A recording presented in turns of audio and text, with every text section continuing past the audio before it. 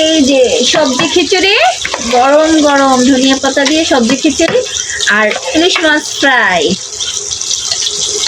ডিম। ওয়াও, কি যে একটা ঘ্রাণ আসতেছে।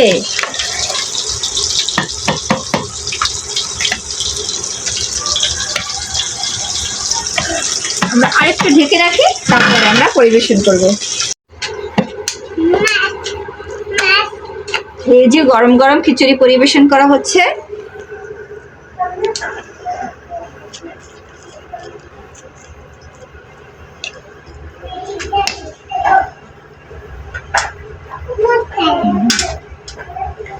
ডিম ভাজি,